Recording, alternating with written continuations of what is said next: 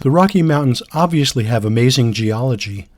However, we're going to explore the spectacular geological formations where the Rockies stop on the eastern side and the plains begin. These initial photos are from Garden of the Gods, the most well-known rock outcroppings of the Lions Sandstone Formation. That, plus two other formations we'll see, go up through Colorado all the way to Wyoming. These rocks are from the Fountain Formation, which was deposited approximately 280 million years ago, during a time geologists refer to as the Pennsylvania period. The sedimentary rocks that make up the Fountain Formation formed from materials that were eroded from an ancestral Rocky Mountain range that existed roughly 30 miles west of the Boulder area. These rocks were initially laid down in relatively flat horizontal layers. Then, 65 million years ago, a major uplift occurred in the Rocky Mountain region, and this sharply tilted the rocks to the dramatic angle they're at today. This is one of several veins of geologic formations that exist where the plains end and the Rocky Mountains begin. The breathtaking rocks of these geologic formations rise up in many locations, starting from lower Colorado, up through the state, and into Wyoming. Let's take a journey and see. These rocks are in Manitou Springs, just west of Colorado Springs.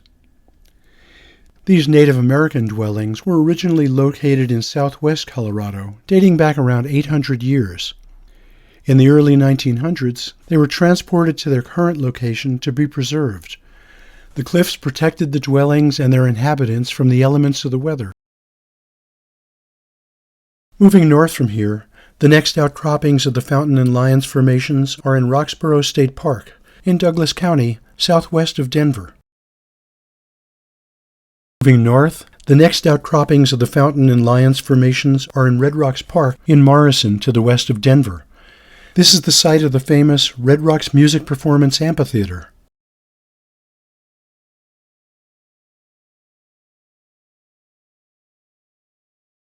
The next dramatic uprising of the Fountain Formation is in El Dorado Canyon, a few miles south of Boulder.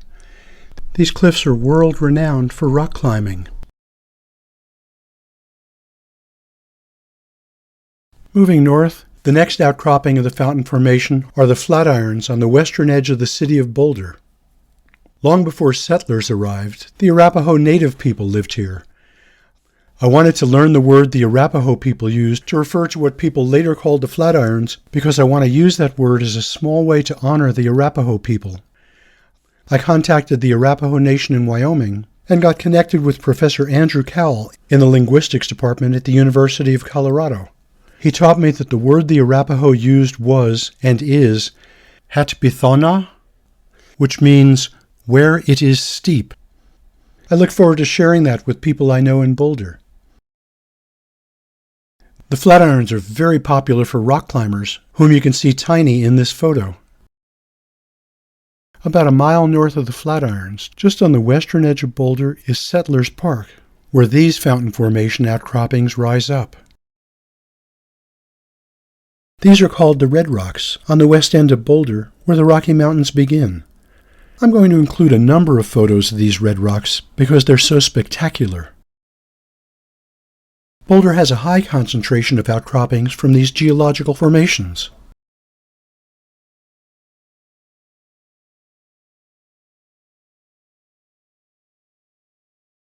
This massive rock formation is on the western edge of Boulder, where the Rocky Mountains begin. This is at the base of Mount Sanitas, a popular hiking trail. So these amazing rock formations are also part of the Fountain Formation vein that runs through Colorado. And this is about a mile from my house, just on the western side of Boulder.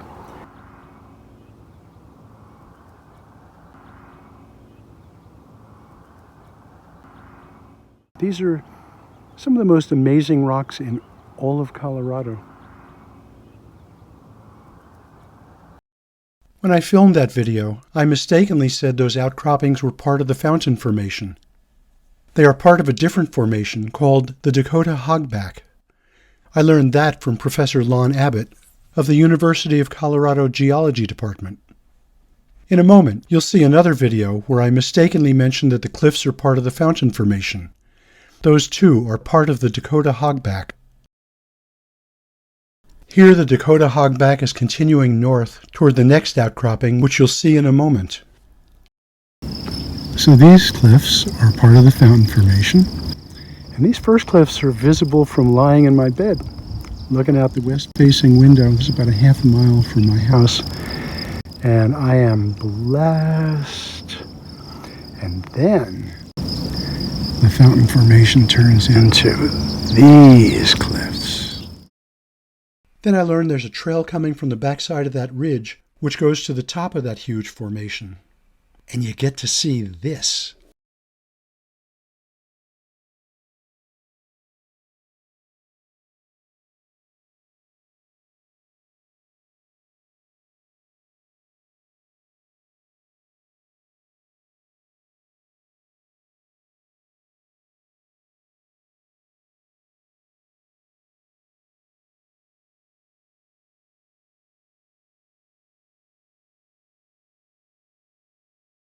Here's the setting sun shining on the back of the first flatirons.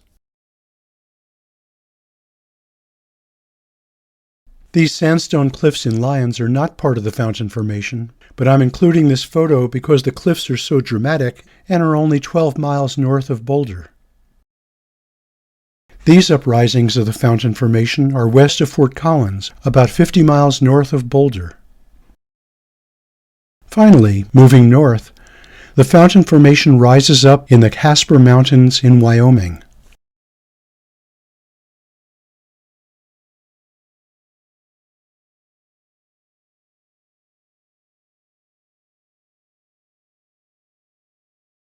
When we were looking at the photo of the Flatirons in Boulder, I called them by the name used by the Arapaho people who lived here before the settlers.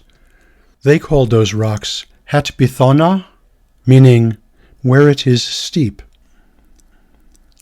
In ending our video and photo journey of these geological formations, I again want to honor the people who lived here before us. I call upon a beautiful expression from the Lakota people, Pilamawe Wopila, which means thanks given for all of existence and the blessing inherent in each moment of it. How our lives can be enriched when we live into that more. Thanks given for all of existence and the blessing inherent in each moment of it. Pilamaye Wopila.